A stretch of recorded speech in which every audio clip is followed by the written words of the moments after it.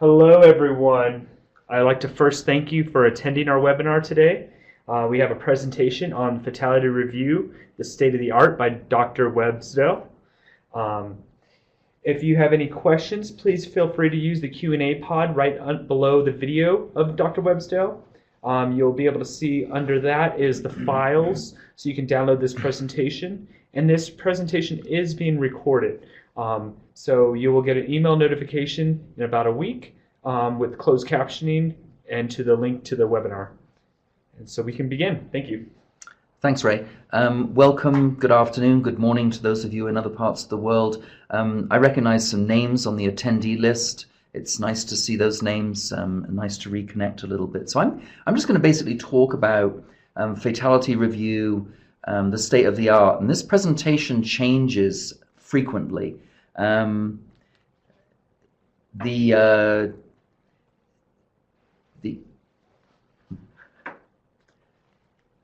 Thanks.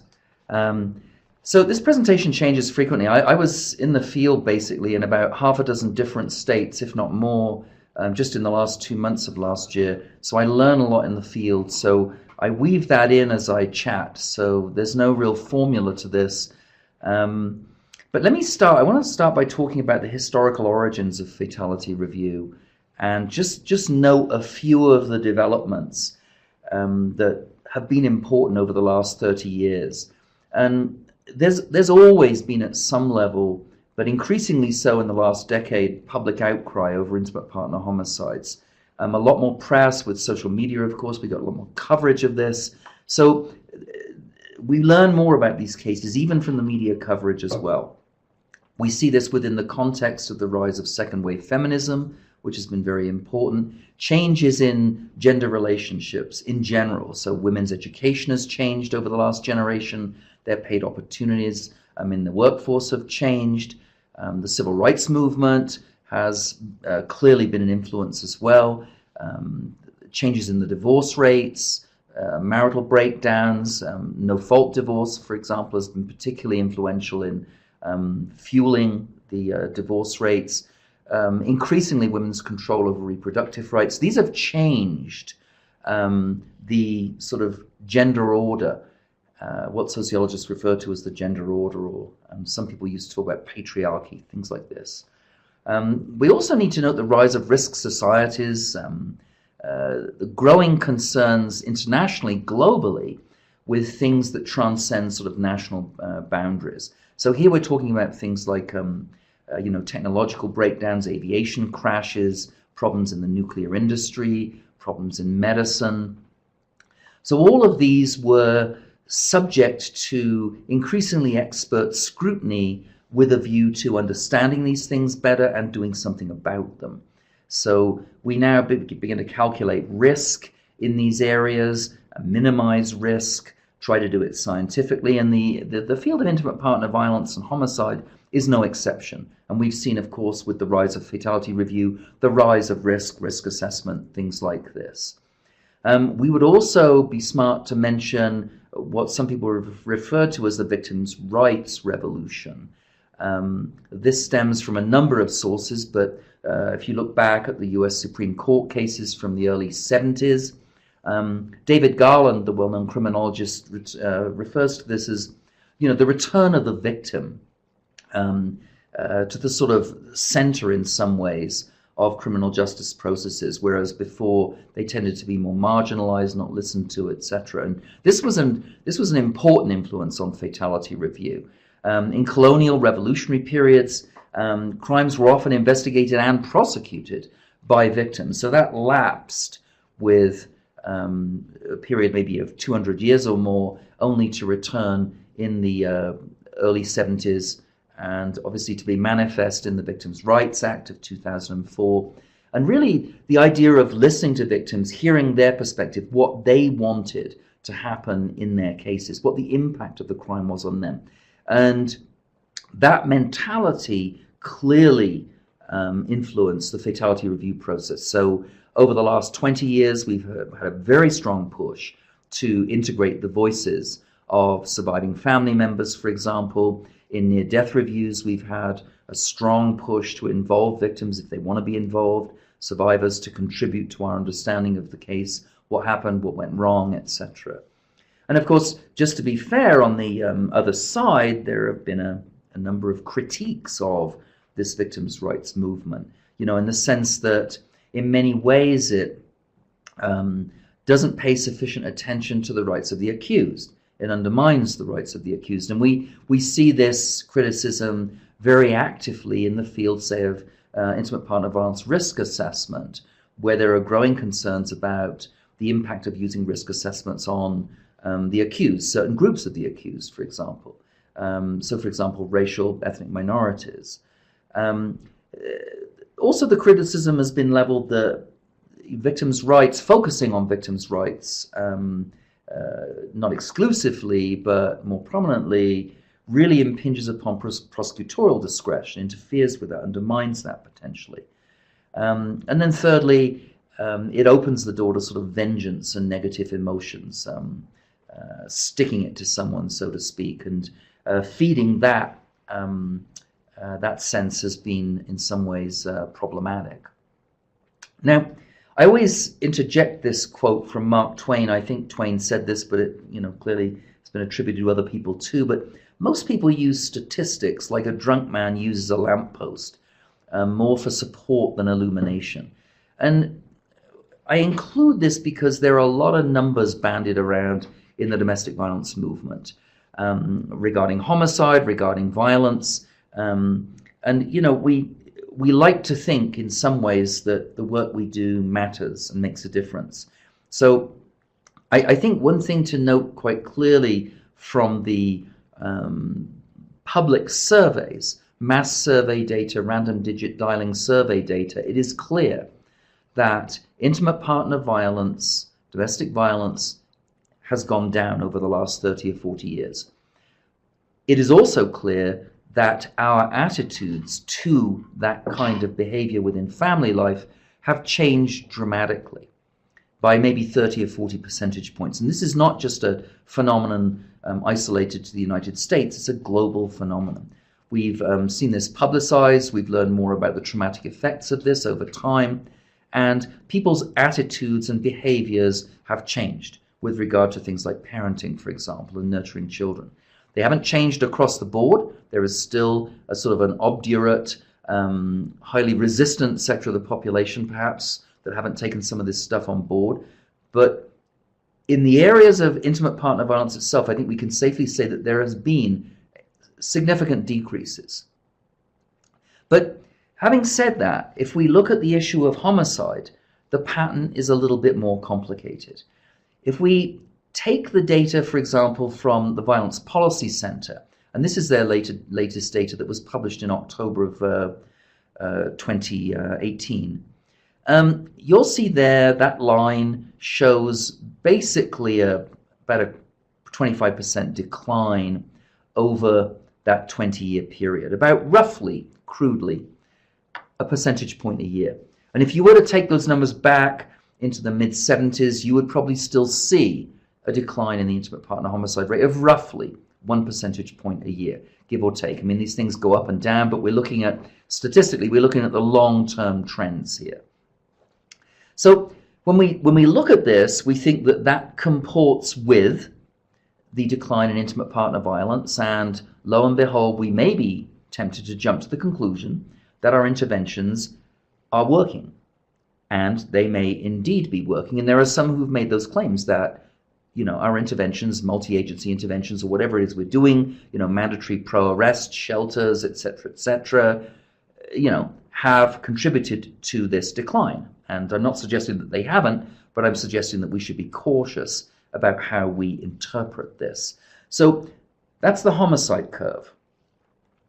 Now, to muddy the waters a little bit, which I think it's important for us to do, if we look at the research of Stratman and Thomas, which was published in 2016, they present a little bit more complicated picture. If you look at these two graphs, and I know that it's hard to see them, it's hard for me to see them, the top graph, this one, refers to the aggravated assault rate. As you can see, from 1964 across to 2014, If you compare 2014 with 1964, the aggravated assault rate in 2014 is 219% of what it was in 1964. In other words, it's gone up. And it's gone up significantly. It peaked during the crack cocaine wars in the late 80s, early 90s, but nevertheless, it has significantly gone up in proportion to what it was back in the 60s. If you look at the lower graph, that shows you the homicide rate in general, not just intimate partner homicide, but the homicide rate in general. And if you compare 2014 to 1964, that homicide rate is 92% of what it was in 1964. So there's a split here, and that invites certain questions. Stratman and Thomas, in their paper, which is called Dial M for Murder, and I'm happy if you email me, I'm happy to share this with you. You can also pull this up online. They basically argue in there that the introduction of 9/11 services, both in the form of original phone calls using a landline or more recently using cell phones, that introduction of those services and the increased communications and the speedier response has explained much of the decrease in the homicide rates. In other words, according to them, that's a significant portion of what we should be looking at. And that comports with what we see when we do death reviews, say, in inner city America, and we track them over time. What we hear is that what used to be, a shooting or a knifing in one of those inner city areas that the cops took longer to get to and the EMTs took longer to get to, they're now taking much less time to get there because of the advent of community policing, the opening up of those areas, often high crime areas, perhaps areas of concentrated poverty, etc. So that's in some ways, an explanation that almost competes with the explanation that our multi-agency services have lowered the rate. That introduction, according to Stratman and Thomas, of 9/11 services also, according to them, explains the divergence between the ag assault and the homicide rates that started in the early 70s. And just flipping back, we can see that divergence begins in the early 70s, 72, 73, somewhere in there. Now, what they argue is that there's an economic value to shortening response times. It reduces the time cost of emergency services. This research, when I first read this several years ago, when it came out, this gave me pause. So I wanted to look at other research, and Sylvia Walby out of the UK and her team published some work on crime counting, particularly in the field of intimate partner violence. And what she did, this was published in the British Journal of Criminology, she removed the caps on counting high-frequency violent crime. And she said, if you do that in the case of intimate partner violence, what it reveals is not necessarily a decline in intimate partner violence since 2008, but actually an increase. And let me just explain this briefly. In the UK, if you're assaulted 5 times or more in an intimate partner relationship, it is just counted as 5 times. It doesn't matter if you're assaulted 20 times or 35 times. The cap, is 5. And what Walby is arguing is that within a certain group of relationships, there are many, many multiple assaults. And what she did was she took the caps off in the IPV cases and looked at this, and what she found was an increase, not a decrease in violence. And she argued that this was an increase that happened as a result of the 2008 recession in the UK, which, according to Walby, had disproportionate effects on women who comprised the majority of victims subject to multiple assaults in intimate terrorism relationships. It affected their resources, their ability to leave, their earnings, etc. So again, this, like the Stratman and Thomas research, raises important questions for us about whether there is a real decline in homicide and whether there's a real decline in intimate partner violence, or to what extent is that decline happening. So questions. Now, when we look at the overall pattern of intimate partner homicides through the lens of national fatality review work, and I have to say that we're now beginning to assemble a group of people nationally that we're bringing to Flagstaff in the summer, representatives from some states who are going to help us build a national data gathering tool. And if any of you have any interest in that, you could certainly email me. But we want to understand what's happening with these social patterns at a national level and get some sense of questions like the contribution of emergency medical services, etc. So the national picture is what you all know, probably better than I do, is that intimate partner homicide is profoundly gendered.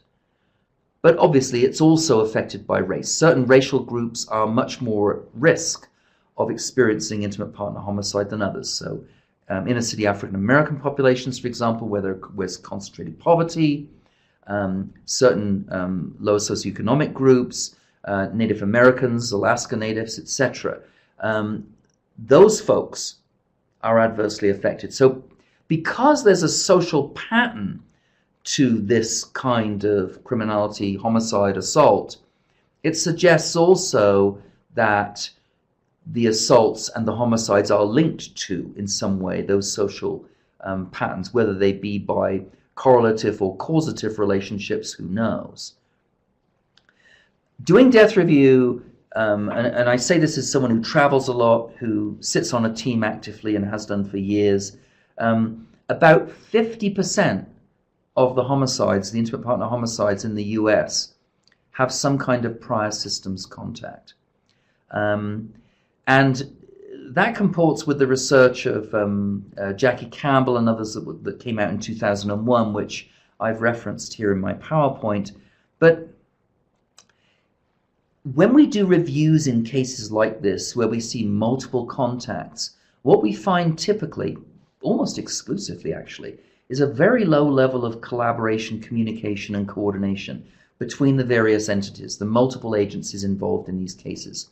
And the last couple of cases I've been to, there have been literally 25, 30 agencies involved in these different cases, but they weren't talking to each other. So that's one set of cases. And what that suggests to us is, or the question it raises is, could we do a better job? Can we think about how we can collaborate and coordinate more in those cases? And then roughly the other half of cases where we have female victims, they appear to die in relative isolation with no or very few systems contacts. And this, of course, raises a different question about the ability of our services to render victims sort of amenable to accepting them. What is it about our services that maybe victims don't want to take up? What is it about the intimidation in their relationship, perhaps, that doesn't enable them to take those services up? So that statistic begs a number of different questions. And if you're in the UK, that 50% dying in isolation is probably closer to 60%, maybe even 70%, which raises a whole different set of questions, which may be contraindicated given the welfare net in Britain is more substantial in some ways than it is in the US. So one thing I think of with all these cases is that we see usually telltale histories. Even although much of the knowledge remains hidden in these cases, we see telltale patterns. And when teams review cases, they report this as the risk markers, the antecedents, and we see, as I say, common patterns. And we'll return to those patterns in just a moment. When we look at the trends nationally, we see the steepest declines in the African American community in intimate partner homicide, especially amongst men who are killed. Those are the places where we see the steepest declines. But it could well be, as we said earlier with Stratman and Thomas, that the medical advances may be more significant than criminal justice responses or other responses in terms of saving lives. Let's look at Harris's research. Revisit this issue of Murder and Medicine. That was the title of the article. They explored homicides from 1960 through 1999 And they estimated that without the impact of improved emergency medical services, the 15 or 20,000 people who died during homicides in that period from 94 to 99 would have actually been 45 to 70,000. That's a very substantial saving of lives by EMS. It gives you a sense of the magnitude of that. And what Harris et al. Argued, and we need more research on this, is that improved medical care reduced the lethality of violent assaults by 2.5% to 4.5% a year. They attribute this to a number of things: the rise of trauma centers, modern wound care, antisepsis, antibiotics, stuff like that, learning how to save lives better from, for example, the campaigns in Iraq, Afghanistan, but dating back to the Korean War and the Vietnam War as well. So when we plug in a few other things too, the CDC estimated the number of people wounded seriously enough by gunshots to require hospital stays rather than treatment and release rose by almost half in that decade from 01 to 11. In other words, the violence seemed to have increased. And very importantly, that comports with the Stratman and Thomas graphs that I mentioned earlier on ag assault. So that's something we ought to pay attention to. So let me move on. I want to talk now about the kinds of cases that teams are reviewing across the country. And this is obviously difficult because state statutes differ. The scope of work of teams differs dramatically from state to state. So I'm going to give you just an overall synopsis of the kinds of cases that teams are reviewing. Typically, they take as their staple case single and multiple homicides. Usually these involve the killing of women, not always. The last detailed death review I did actually involved the death of a man, but it's another story. The single killings or the multiple homicides, these are mostly the homicide-suicides. About a third of women killed in this country are killed in homicide-suicides. It's very unusual for women to perpetrate homicide-suicides. 95% of the perpetrators in those cases are men. The family killings involve brothers who kill brothers, maybe, occasionally sisters who kill sisters, not very often, children who kill their parents, again, relatively rarely. Parents who kill their children those cases are often reviewed by child death review teams. Teams review sexual competitor killings, usually where an old boyfriend who was a batterer perhaps kills a new boyfriend in competition over the partner, the female partner usually. Women tend not to kill women over men. I've heard many times it's because men aren't worth it. There's the whole arena of suicides. Many teams have taken to reviewing suicides. If we look at the suicide data in the United States is one of the few countries. There was a nice piece in the Economist just before Christmas on this. The United States is one of the few advanced industrial nations, post-industrial nations, whose suicide rate is going up, not down. And we have about 45,000 suicides a year in this country, obviously compounded with the opioid crisis as well, compounded by the opioid crisis. But of those suicides, about 20% of them involve women and about 80% men.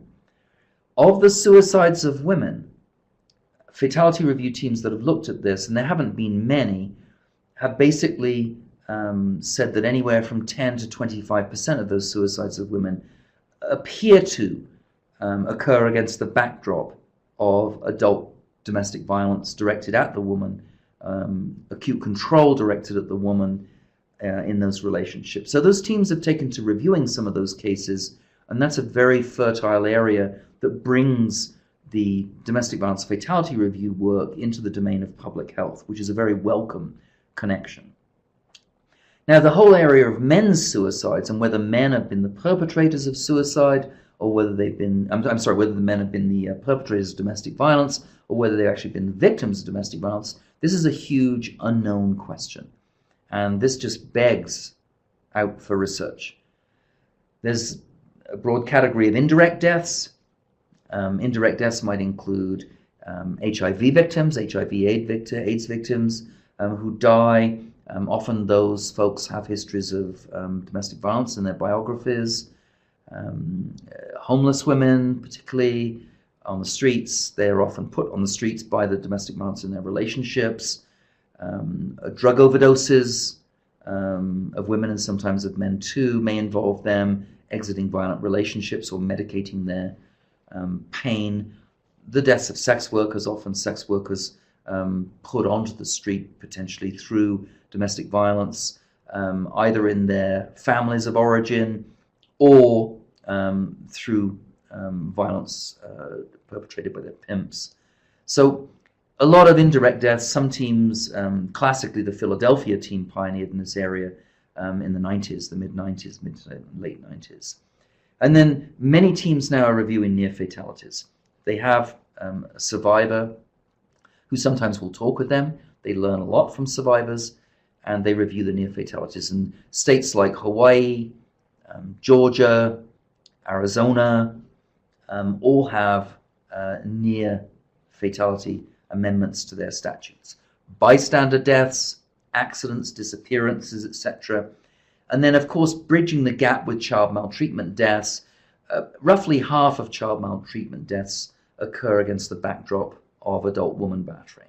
So there are many, many different kinds of deaths to pick from. So this introduction just tells us that a death review initiative needs to look at aggregate data in a community, a jurisdiction, a county, a state. So the aggregate data count, knowing what deaths occurred, what types of deaths, how many there were, is important stuff. And many death review teams now collect aggregate data, and they choose to select a subset, a small subset of cases to review in great depth. And when they do that, they identify the telltale signs that I referred to earlier. And again, I want to point this out at this stage. I'll come back to this, but these telltale signs, of course, form the lifeblood of risk triaging in intimate partner violence cases, which is now an active form of triaging in many parts of the country, including my home state of Arizona. So the kinds of things we see that, again, you all know at least as well, if not better than I do, are things like prior histories of intimate partner violence. And usually here we're talking about intimate terrorism, or what Evan Stark sometimes refers to as coercive control. We're seeing weapons use, we're seeing strangulation, maybe serial strangulation, and we're seeing escalating patterns of violence and attempts to regulate someone else's life, various emotional harms, what sometimes people refer to these days as gaslighting, beatings during pregnancy, prior attempts to kill someone, forced sex, entrapping someone, surveying them, very, very close scrutiny of their daily routines and attempt to regulate them. We see victims describing before they're killed sometimes that the abuser is capable of killing them. So this prior history of domestic violence, when teams review cases, they commonly see this, and probably at least in 80% of cases where there's an intricate death review of a woman, for example, we see these cases. So this is not to say that men cannot be victims of domestic violence or victims of an intimate terrorist who is a female who, after a long campaign of terrorizing a man, kills him. Those cases happen, but they're relatively rare. We also see separation and emotional estrangement in these relationships. We see physical separation, but we also see much more significantly the emotional estrangement, usually the female victim moving in a different direction vis-a-vis the abuser, which is extremely threatening to the abuser. The abuser is often what some have referred to in the literature as the sort of vulnerable dependent batterer who, in the midst of his bluster and his anger and his bullying and his rage, he is actually very dependent at some level on the victim for emotional support, for a connection to the world of feeling, which he otherwise doesn't have.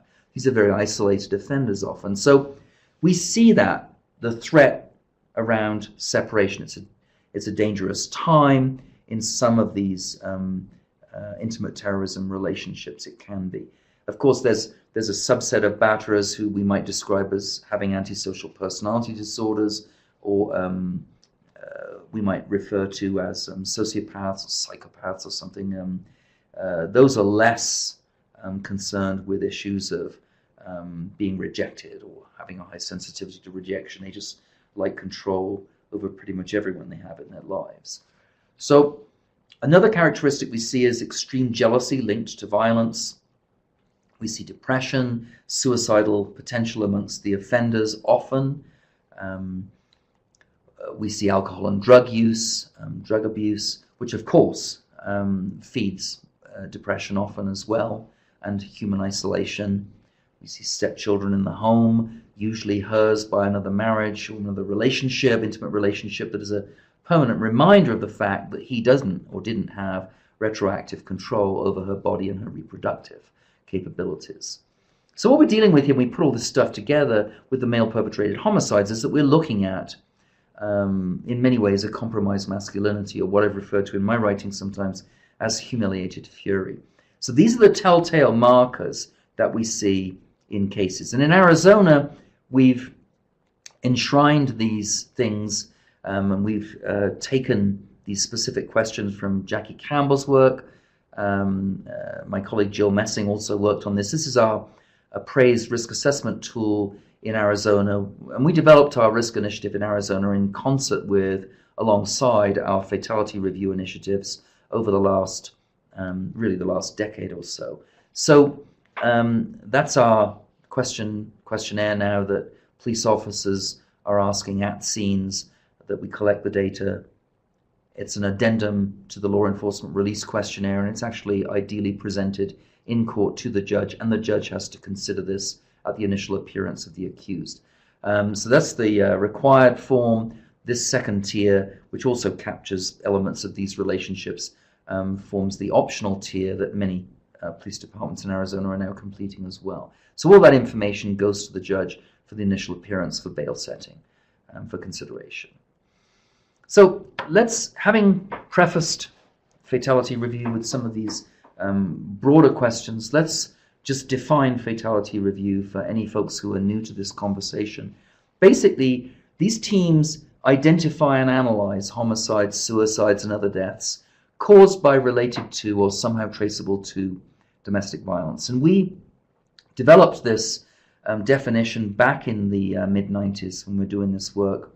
And we wanted it to be broad-ranging because we knew the states would take this in different directions. And they have done. As I said, they review different types of cases in different states.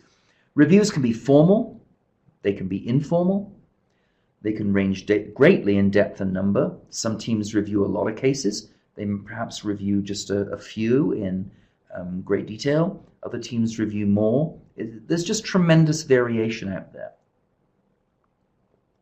And the idea is that teams devise preventive interventions. It's the whole purpose of doing this work.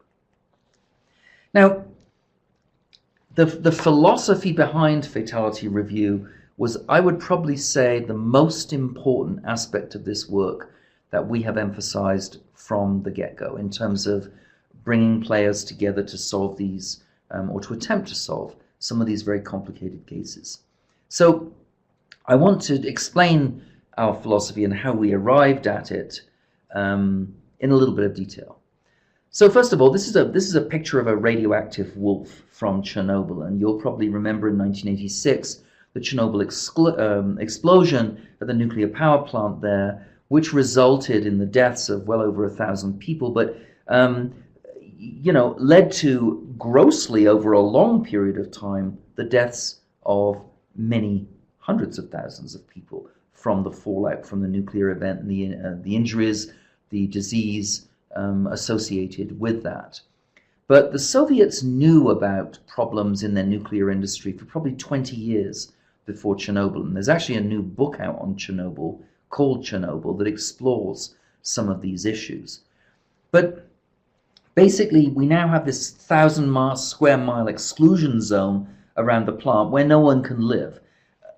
The animals have come back, and this is a radioactive wolf. If you were to put a Geiger counter on this poor wolf, its radioactivity levels are probably 300-400 times what they should be. So my point here is that they knew of the problems, they knew of the risks, just as they did with the Fukushima disaster in Japan in 2011. But the Soviets in particular knew and didn't act upon it. They hushed it up. They had no conversations about it. They needed their nuclear power in order to wage the Cold War against the United States. So they hushed it up and they kept it quiet. And we learned that hushing things up from the Chernobyl research is really, really not a good idea.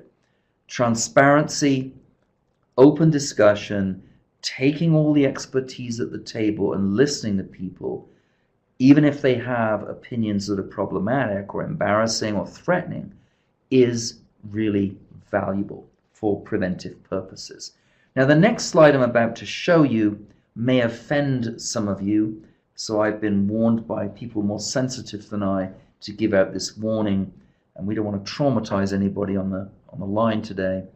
But anyway, this is it. So put your masks on if you need to. Medical error deaths.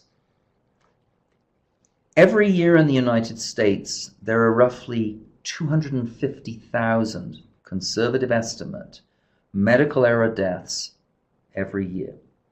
Preventable medical error deaths.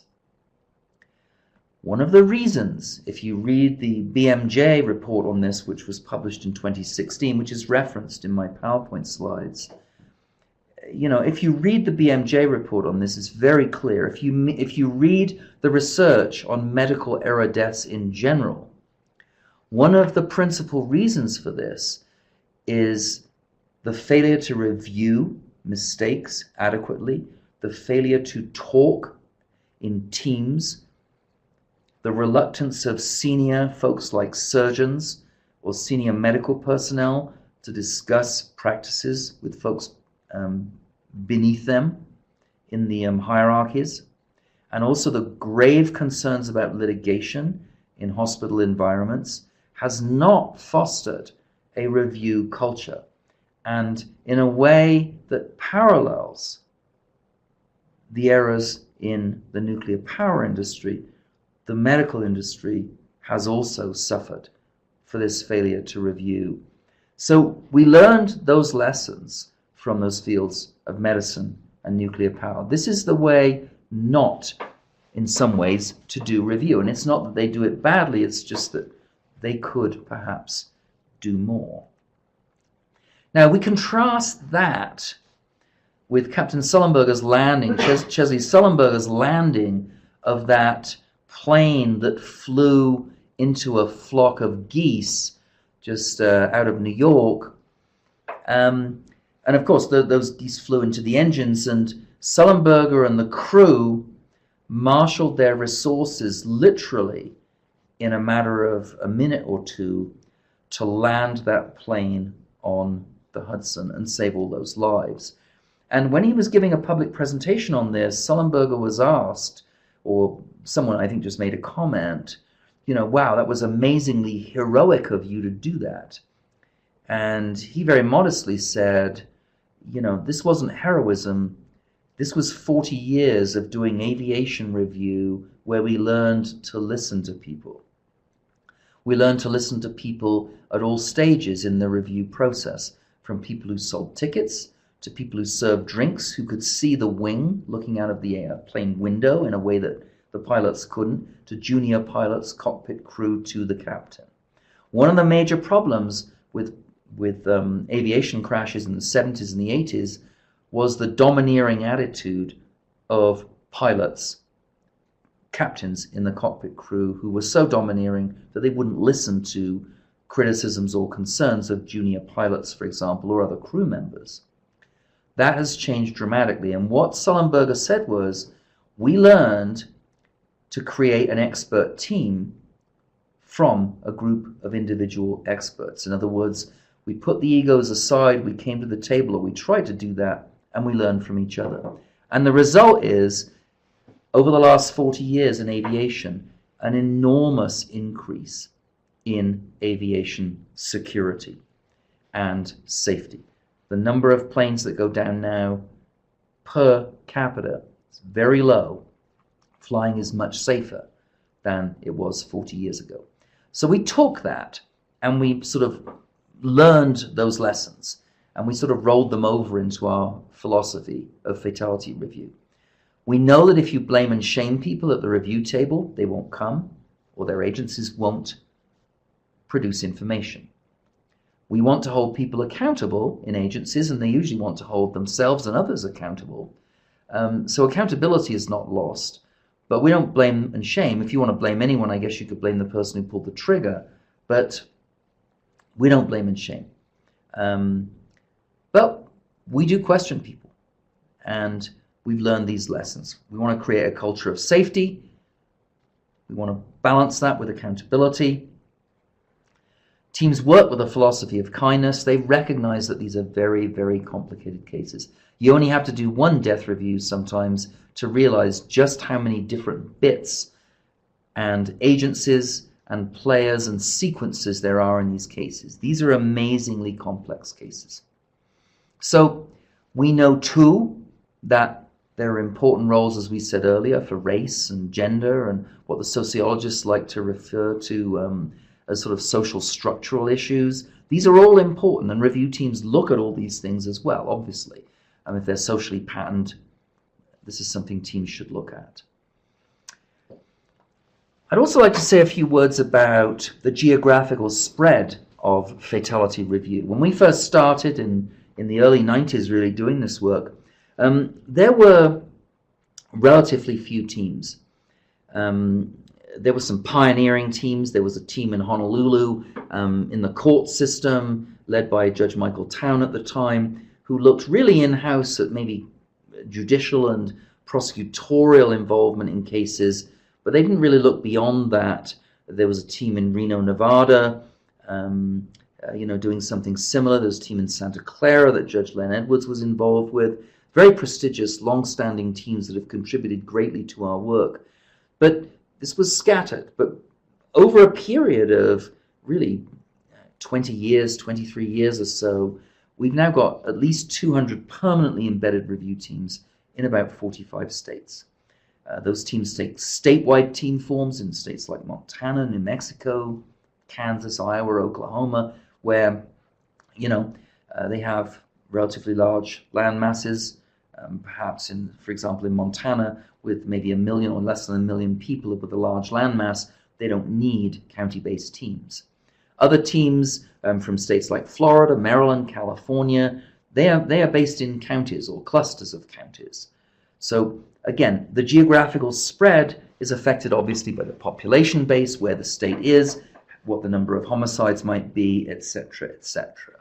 And this is just a graphical representation that Ray Chara, our excellent IT manager at the Family Violence Institute, has put together for us. You can just see here the change over the period to 2019.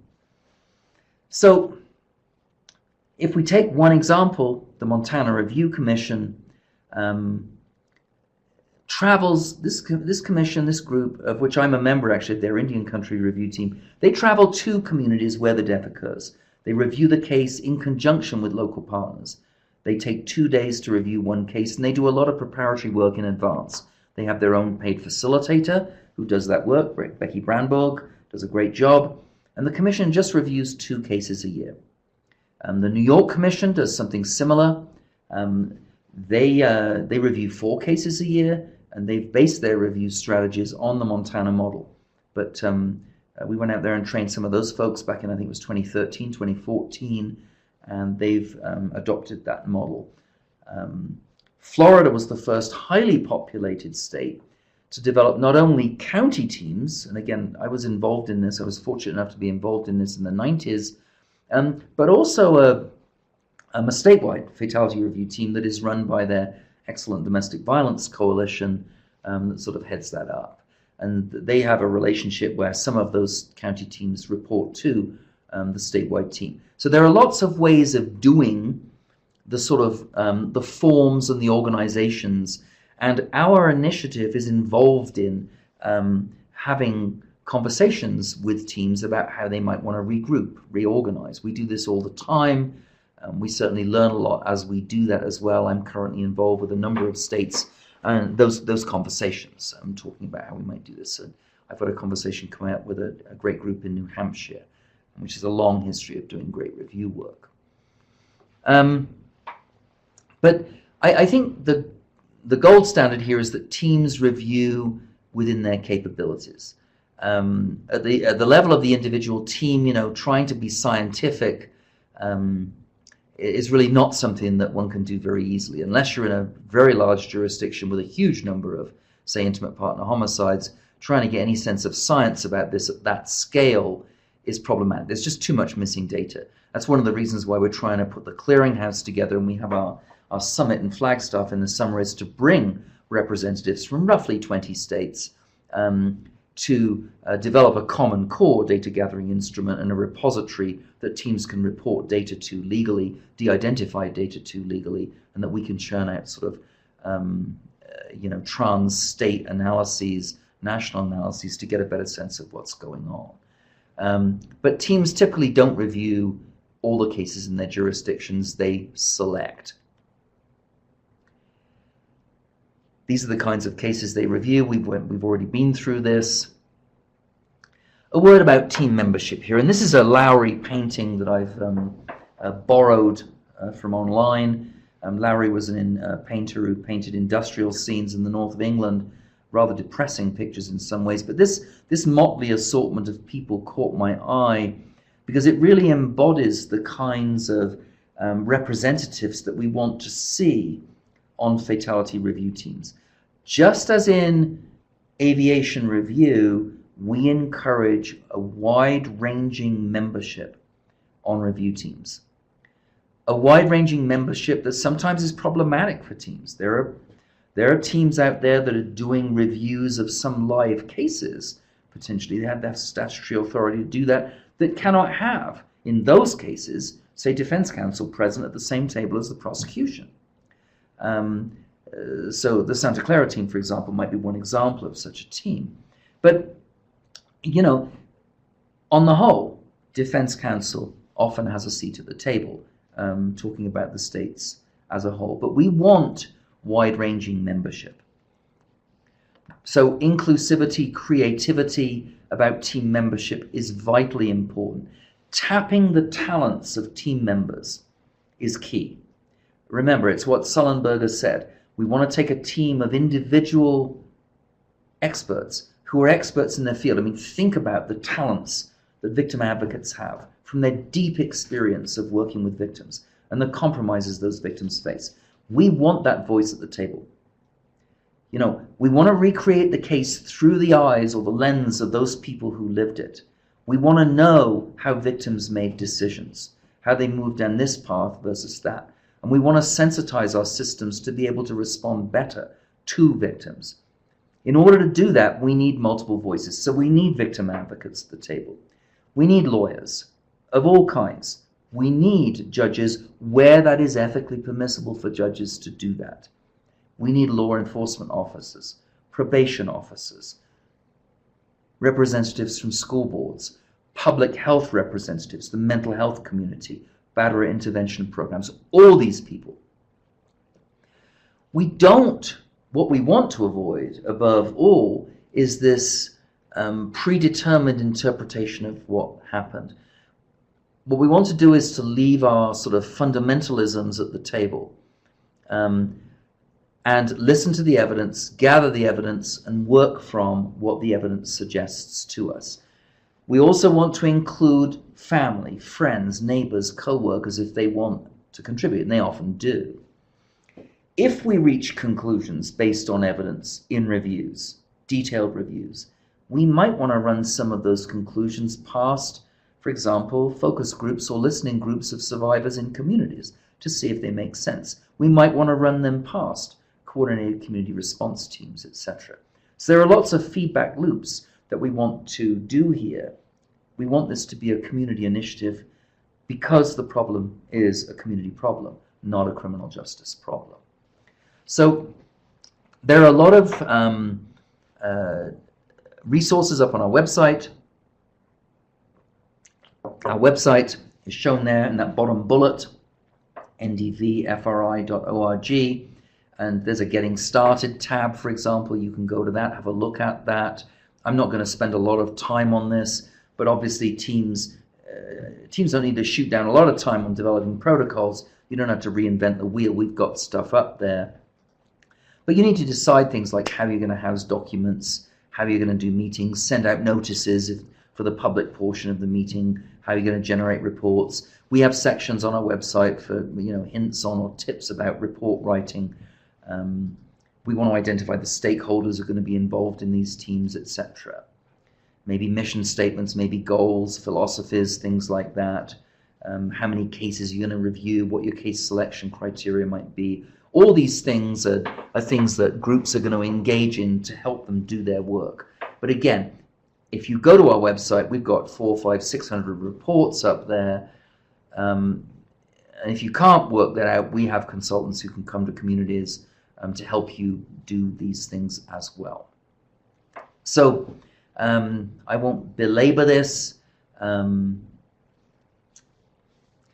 Generally speaking, teams review cases that are closed. There are lots of obvious reasons for this, and again, I see some of the names of the people up here today who work in the system. You know why that is. We don't want to compromise any prosecution. We obviously don't want to disclose any information to people that shouldn't have that information, etc. We don't want to do anything outside the confidentiality statutes. So the work we do is to work with teams to help them do that. We are not permitted to lobby for legislation. We are allowed to provide technical assistance. We have a lot of statutes and indeed statutory amendments up on our website. We don't write legislation. So a typical review for those newbies on the phone who are interested in doing this might take, this is one way of doing it, this is a way that we like, but there are many different ways to do these reviews, might involve constructing a timeline of the case. And the idea of the timeline is to lift the case out of the immediacy of specific incidents. These are crimes of accumulation. They build over time. So we want to create that sense with a timeline. And you can do this if you go to our website and you look at the Montana Commission film, which appears at the bottom of the homepage. What you'll see is the Montana team constructing a timeline using pieces of sticky paper or notes that they stick on the wall and they move them around. You can do that. You could do it using a color-coded Excel spreadsheet if you want. If you're in, say, a medical facility, you have more sophisticated equipment, you can do that. There are lots of ways to do that. But the idea of the timeline is to create a longitudinal consciousness of the case, an appreciation for the case in the mindsets of people who work these cases. And all those people who are touched by those cases, they get a sense of, when we respond to an incident or an episode, a specific episode of domestic violence, intimate partner violence, that may not be the only thing that we're dealing with. So the timeline gives us a sense of history, a sense of development, of accumulation. We talk about the red flags in cases. Now, I should say too that the timeline is agreed upon by the group. It's not something that gets brought to the team by one person. Some teams do it that way, but if they do it that way, they really lose out on the input of multiple team players. So team players need to review the materials, they need to read them, be responsible for reading them, and contributing to the construction of the timeline in public space, in the team meeting. Teams often, and we recommend that they review their red flags, what happened in the case. And the red flags take the form of the things that I mentioned earlier, for example, the risk markers, but these may also be risk markers related to agencies, actions, non-actions, etc.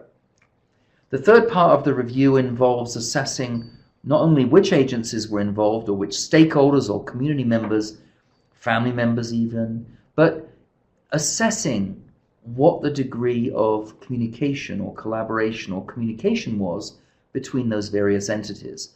And I don't have time to go into the specific meaning or definition of each of those words. They may seem self-evident, but they're not. Obviously, communication between groups is shaped by confidentiality codes, rules, regulations, etc. So these are complicated questions, as indeed is collaboration. But what we find is often, as I said earlier, in cases of intimate partner homicide where there is agency involvement, a low degree of communication, coordination, collaboration. We then ask teams to draft policy recommendations. This is the sort of what is to be done question. Recommendations that are implementable. And we want teams to focus on that. You know, we're not going to solve world hunger. We're not going to suddenly undo the structure of, I don't know, patriarchy or this or that. We want realistic recommendations that teams can succeed on and build on. And we'll look at some of those things. And then finally, teams have questions. They have questions at the level of specific, factoids that they want to resolve, but they have some bigger picture questions that speak to maybe further communication with coordinated community response teams or further communication at a state level with various state bodies, say, for example, administrative offices of the courts, bad rate intervention treatment programs, maybe law enforcement posts for training, prosecutors associations, whatever. There's the idea that somehow these questions will permeate states and engage in part of this much broader question about what is to be done with these problems. A quick word about data sources, and again, you know this much better than I do, but there are lots of ways to do this and to start. When we started our work in Florida, we went to actually police homicide logs because we found that a number of domestic violence killings were missed, in part because they were recoded or reclassified as, for example, burglaries in progress, or as a homicide or a robbery or something that actually involved intimate partners that were recoded. So the coding piece is important. We also need to know that the supplementary homicide reports don't necessarily always know, and often they don't, depending on the state, the victim-offender relationship. So there's a possibility of missing a number of domestic violence-related deaths. So getting an angle on that is important. Newspaper reports are helpful. They don't always capture them. People use crime scene investigation reports, detective follow-up reports if those are available. They may be redacted in part to get rid of confidential informant information. But anyway, usually your statute will guide you to what you legally and ethically have access to. And that's important. So the key here is, do I have access to this information? And if I have access to it as part of the review team, then that information stays at the reviewer's table, or if some of it gets put into a de-identified case summary, only the piece that is public record can be put in the de-identified case summary. So again, the attorneys on the teams can help work this out. We have a webinar on our website by Alicia Aiken on confidentiality, which I'll just reference briefly towards the end. So ME reports, Child Protective Service reports, if these are accessible, civil court data, family court data, if all those proceedings are available, if they're accessible to review teams, child custody dispute data, visitation issues, all those things, if they're accessible, teams take. Firearms information is obviously easier to take. That's public record information, the dispossession retrieval data. That's easier to get than things like mental health data, drug addiction data, etc. Information from the workplace is possible. Public health data, shelter advocacy outreach data is usually confidential. Doesn't mean to say that advocates can't contribute generic information about what might happen in a specific case like this. Unless there's been a waiver of the confidentiality rights of victims, then advocates are not specifically usually allowed to share information. But again, this differs by state. There are some states that have very strong victim rights, like the state of Arizona, for example. There are other states that have much weaker victim rights for DV victims, for example, South Carolina. So there's again tremendous variation, but team members, it's incumbent upon team members to know what those things are. Statements from neighbors, family, friends, obviously, all of that stuff is takeable potentially. Orders of protection, school data, etc. So one of the things we've been developing with our clearinghouse is the idea of a common core data gathering instrument for the nation, which would complement over a longer period of time the National Violent Death Reporting System data on intimate partner violence and homicide. So our data domains might include topics such as the incident itself, basic demographic information, the relationship between the parties, criminal histories, firearms, mental health, physical health, etc. Importantly, many teams are doing what we refer to in the trade as collateral interviews. They're interviewing people familiar with the victim. Remember, as I said earlier, we want to recreate the case through the eyes of those that lived it. And that includes the victim, but it also importantly includes the perpetrator.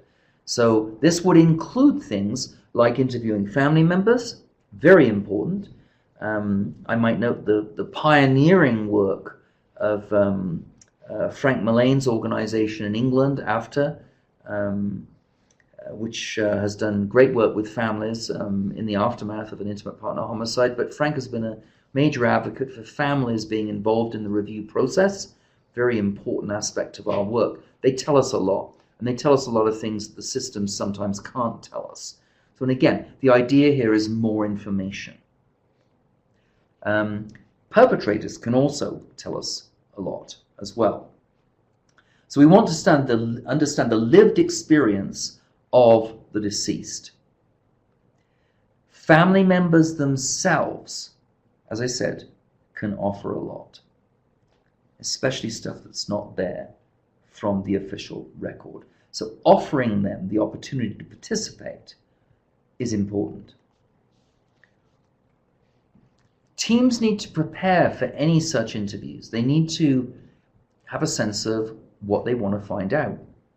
Obviously, there are things that they're not going to know what they want to find out because the families will tell them, but as far as you can, before you do these interviews, the team needs to have read the files and discussed what they want. If they're interviewing perpetrators, they especially need to have discussed those things because the perpetrators may have a tendency to justify their own egregious behavior, to minimize or somehow rationalize what they've done. So knowing the case well, getting a sense of what you want going in is very important. And Dr. Kathleen Ferrara and I have a webinar up on our website solely devoted to collateral interviewing and the research on collateral interviewing in fatality review and other contexts. So that's where we do a much deeper dive into issues related to trauma, dissociative amnesia, etc. So please feel free to go to our website and have a look at that. You want to select people who can do these interviews. We've got some folks on review teams that are remarkable interviewers. Some may be victim advocates. We've got a terrific interviewer down in the Santa Cruz County team, Eddie Zuniga, who, quite honestly, as a investigator right now for the county attorney's office, but also as a former commander at the Nogales Police Department, Eddie can get blood out of a stone. He's remarkable talent as an interviewer. So select your interviewers, the people who are going to do this work. Decide on how you might record it, whether you're going to write notes afterwards, whether you're going to do an actual physical recording with a cassette recorder or some kind of digital device that would help you do that. How are you going to arrange that? How are you going to contact these people, etc. So you can also obviously present this information in writing to offenders who may not want to speak to you in person or at prison. So a lot to think about with those. Key is knowing the case. You also need to tell people that you can't do them any favors. Them talking with you is not going to result in them getting some bennies if they're inside, if they're a perpetrator. You have no legal influence on the case. And it's important to share this with family members too. It's also important to tell family members that you cannot share the workings of the team. Those are shielded. So the family member does not have a right to ask the question if their daughter, for example, was a crack cocaine addict or something, or had HIV/AIDS. If the team knew that, they cannot divulge that to the family member. So it's clear to be upfront with the family in advance what you can and can't do. You need to determine if the case is closed, and also if there are any civil issues that your review might potentially affect. The act of reviewing also gives us different insights into the way we think about domestic violence. Often we hear that, I don't know, batterers have tactics, or they intend to do this and that, and they're attempting to control. And we often hear this from victims in live cases, and that indeed may be victims' legitimate interpretation. But with fatality review, we always want teams to ask this key question: how do we know what we know? And just as hearsay is not acceptable in court in some contexts, many contexts, we don't want people making inferences that they then translate into truth. We want to know. It's not good enough to say, yes, this male perpetrator had a desire for power and dominance and control, if we don't know that. If we're inferring it, that's one thing. But if we're suggesting that this perpetrator had a bunch of tactics, we have to be careful, because when we talk to perpetrators, and I've probably talked to about 50 perpetrators in my career, and many people who do this, who I talk with who do this, say the same thing. It's not as clear as that they had some special set of tactics or strategy in their heads. Some do, some don't. Some may be less willing to admit it, but it's complicated. So this throws into question notions of intent and motive. Complicated stuff. It could be too that there are unconscious or biological forces at work here. It could be that we simply can't explain some stuff. We have a lust for explaining things, but it could be that we can't. And that's difficult to accept too. So family members, as I say, they often know a lot. As I said, we've got to communicate the limitations. We also want to involve perpetrators' family members if they want to contribute. Family members that I've worked with, and I've worked with many over the years with Fatality Review, have often told me that once they've been involved in this was a cathartic process for them. And you'll see this explored on the Montana Commission film as well, with the perpetrator of a mother of a perpetrator, and also the mother of a decedent in one particular case. So have a look at that if you'd like. And in that case in Montana, the mother had been criticized. The mother of the perpetrator, Rocky Mosier was the perpetrator's name. He committed a familicide. He killed his wife and 2 kids and then killed himself. The mother had been criticized for spawning a monster. And she was actually the stepmother in this case. But she testified for 4 hours to the team about Rocky's life and all the things in his life. And it's a very touching interview with her, as it was with Michelle Mosier, the victim's mother, Sally Shasted, as well, who gave testimony to that team. And they both consented for us to share this information and to be filmed about this. So that stuff is all very important. The confidentiality piece in relation to teams is something that some teams have been, how can I put it, less committed to than they might. We've had occasional disclosures that perhaps, that certainly shouldn't have happened, that were breaches of their statutes. We've had cases where information was leaked into reviews that appeared in public reports or case summaries that team members who wrote those reports thought were de-identified, but they weren't, that they could be easily traced. It's very easy to trace cases these days. You can Google a case, certain case characteristics, and get to a name very, very quickly. And not that it's the intent to do this, but you could even do this with some researcher databases or some narratives in say, for example, some national violent death reporting system databases, the case narratives available to researchers, it is possible to access those sometimes if you have that access and trace them back to specific cases. Again, not that that's the intent. So the confidentiality rules matter. The laws shield the deliberations of the teams from subpoena. They guarantee information can't be used in lawsuits or for disciplining professionals. The statutes, the confidentiality statutes, are there for a reason. They do allow for the disclosure sometimes of de-identified data, but usually you have to go to the statute to look precisely at what those clauses say. So, for example, with the Delaware team, I was with the Delaware team, or a portion of the Delaware team, in late November in Wilmington. And, one of the clauses in their legislation allows for the release of statistical information if agreed upon to certain sources by a majority vote of the team. So those kinds of stipulations, again, matter if you're sharing data. These confidentiality guarantees vary across states, so I strongly encourage that you look at the three resources that we have on our website that address these issues. Alicia Aiken's piece is the 10 frequently asked questions, is the most recent. Nina Zollo, who is the legal vice president of the Florida Coalition, has done some great work for us over the years. She has a piece up there on advocacy and shelter waiver, victims waiving their confidentiality rights coming into shelter, that whole very controversial issue.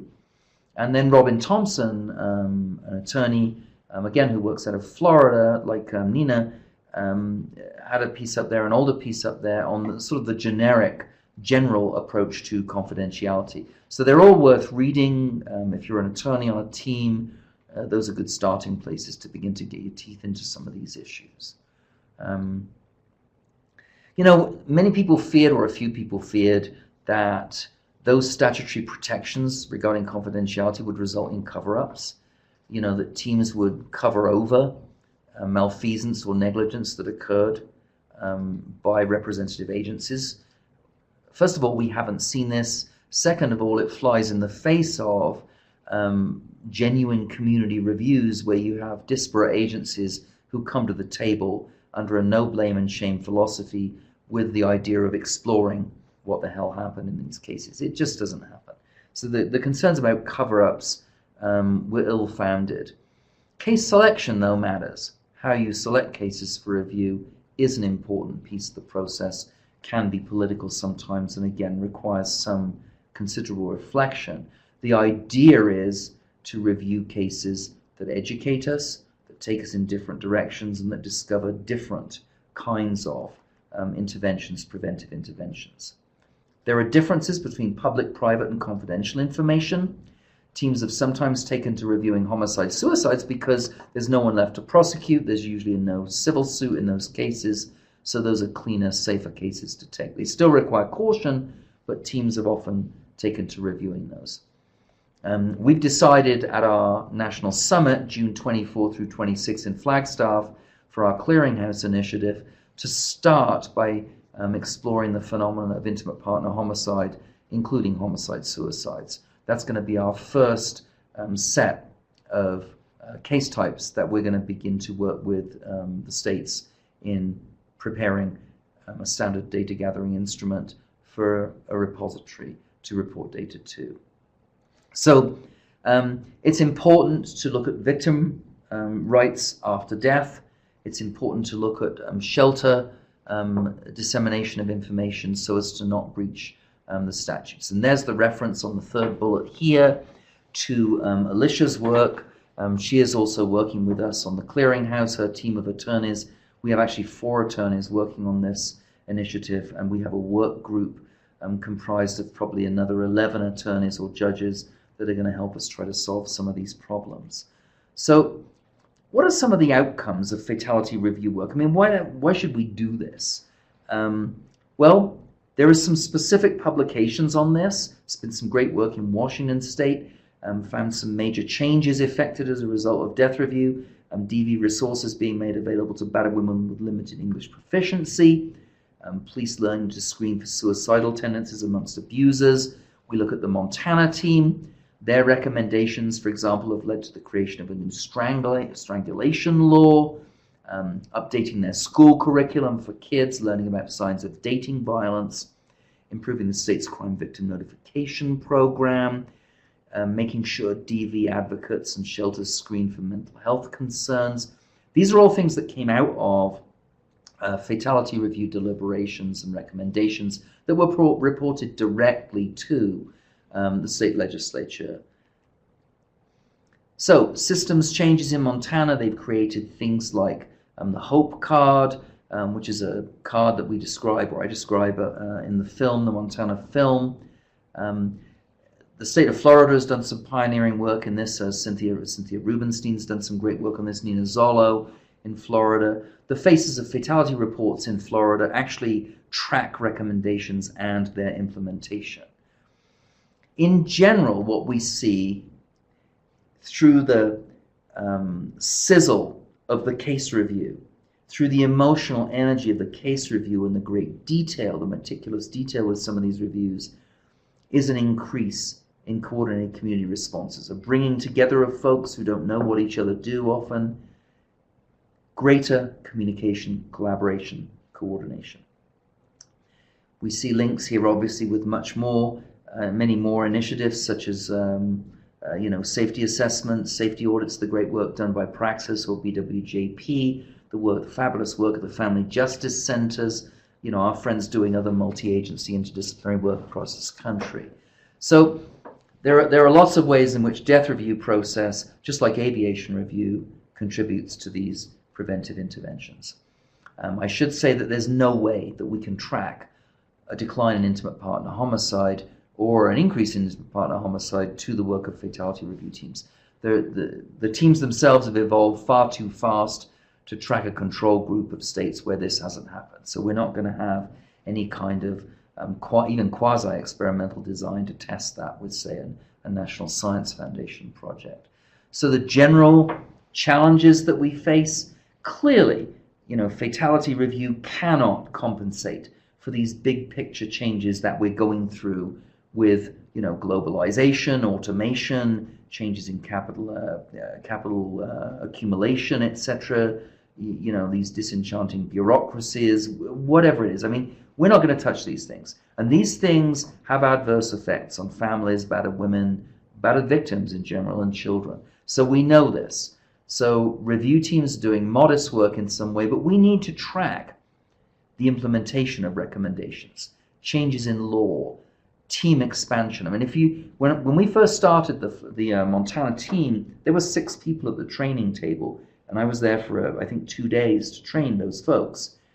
Now when you go to a review in Montana, there are 18 permanent team members, another 10 sort of ex officio members, and then you can add another 20 people from the local community who come in and work that review. It's a phenomenal process.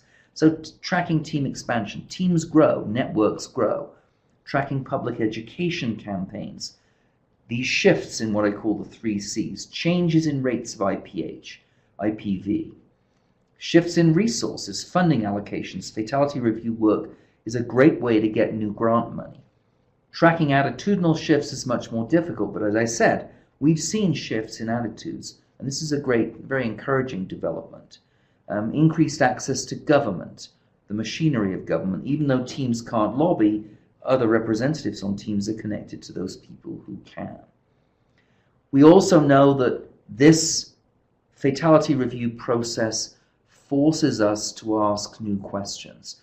You cannot do full-blooded fatality review work and not come up with new kinds of questions, like, why doesn't he leave? The standard politically incorrect question to ask of victims, or I have to say I always found an interesting question, why does she stay? When you do death review, you got to ask the question too, why does he cling and pine in the way that he does, and survey and stalk and bully and batter and intimidate and terrorize and survey in the way that he does? I mean, they're important questions that death review raises about the emotional isolation of perpetrators and how we work with perpetrators and intervene with them, including looking closely at this notion of perpetrator trauma. If we're going to talk about trauma, and there's a sort of a trauma revolution at the moment, of course it's, we've known about this stuff since at least World War One, with shell shock, but it seems to have become systematized in a slightly different way, perhaps a more detailed way these days. But perpetrators are traumatized too, and dealing with that is problematic. There's even a literature out there on the trauma that's associated with actually killing someone. And review teams have to look at this stuff. I mean, this is not easy stuff to look at. What I refer to as the humiliated fury of batterers, the centrality of anger. I mean, the anger of batterers is important to deal with, essentially important. Some people might say that anger management isn't the key, and it isn't, to solving these problems, but the centrality of anger is absolutely crucial to understanding this stuff. And in fact, there's a great article in this week's Atlantic on the issue of anger. Very interesting piece. The notion of intent comes up too. It's problematized through death review. So these stock phrases that we have, like battered woman syndrome, the cycle of violence, and we hear this continuously, but the evidence for these things is scant at best. These stock scripts that we have, Fatality Review throws that up in the air a little bit. Battered women in general, before they are killed, appear to have a lot more resistive maneuverability than some might give them credit for. So case reviews give us a strong sense of the complexity of human lives and contradictions. So this is really important for safety planning. Traditional advocacy perspectives sometimes, especially with younger advocates, may downplay battered women's complexity. Understanding their agency is critical, and safety planning will always remember that victims can never really know what perpetrators are capable of, and perpetrators themselves sometimes don't know that. So this is really tricky stuff. Anyway, I'm running very low on time, Ray Chera tells me, so he's suitably chastised me. It's now time for questions. So if you have any questions, please feel free to pose them, or Ray will give them to me in writing. You have my contact information should you wish to email me. So let's have a look.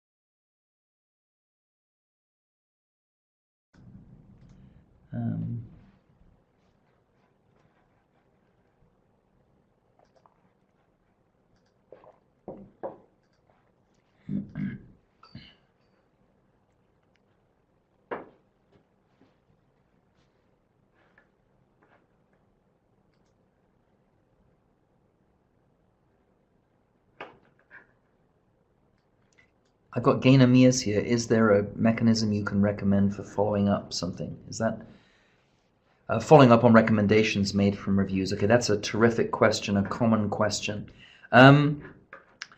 This question about implementing recommendations is one that the states have been dealing with for 20 years. All I would say there is that with regard to the mechanisms, you have to be conscious of this need to implement. And it's really important that the team think that through and track the implementation of the recommendations and strategically think about how to get these reports into the public arena. And if you go, and I'm sorry, Gaina, to respond somewhat cursorily to your question, but if you go to our website and you look at our tips on report writing and when to issue reports, how to issue them, how to write them, in a captivating way, how to write them in relation to legislative cycles, how to have relationships with journalists, how to have journalists present for the issuance of reports that obviously are de-identified and appropriate. But I think all of those strategies for involving people who can help you disseminate knowledge, for working with legislators who are concerned about these issues, those are important strategies. And there are some teams that have taken to having legislators on teams, or having chiefs of staff of legislators, for example, on teams. If you go to the Montana team, you will see examples of that. For example, Jenny Eck, who's a representative in the Montana legislature, also serves as a member of the Fatality Review Team, the statewide commission. So this is perfectly appropriate. It's usually good to have bipartisan representation on the teams if you're going to do that. But, you know, that connectivity is important. I think also another strategy or part of that mechanism is to be aware of the fiscal impact of the recommendation that you make. I mean, I think you have to, grasp that you make statements like this, they matter, but if they cost a ton, it may not be something that you're going to see implemented. So I think some wisdom.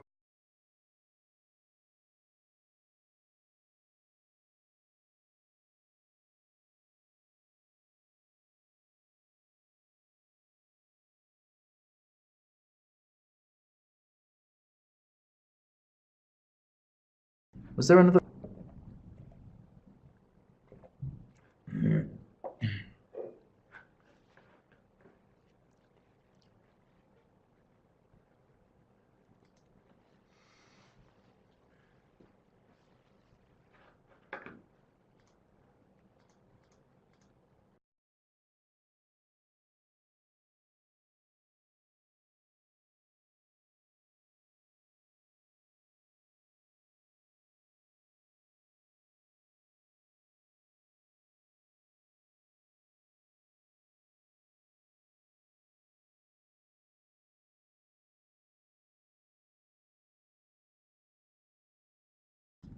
I'm going to read this to everybody.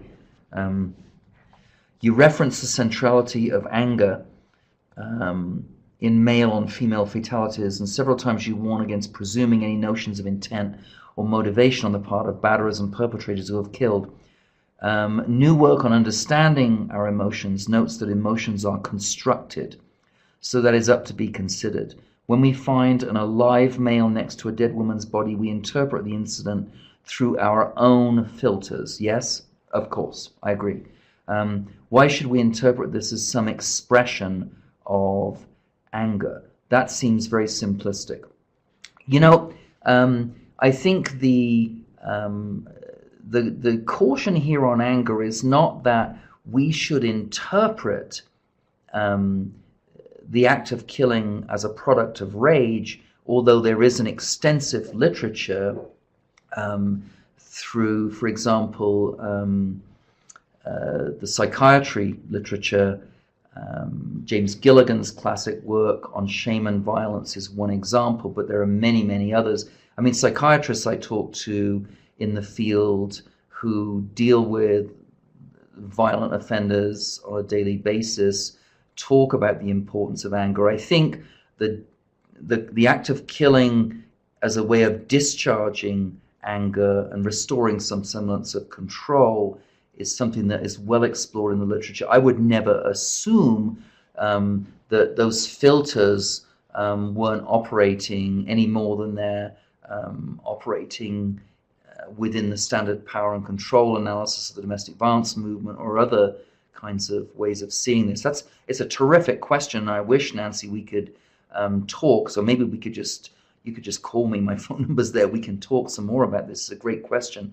But yeah, the point I meant to make, and I want to make again, is that the domestic violence movement has tended to downplay the role of anger, and I think that's a mistake. As I said, I don't think anger management's the solution to these problems. Clearly, there are many, many issues, including notions of male privilege and other things that we need to look at. But to ignore the role of anger, the historical role of anger in domestic violence killings, I think is really a mistake.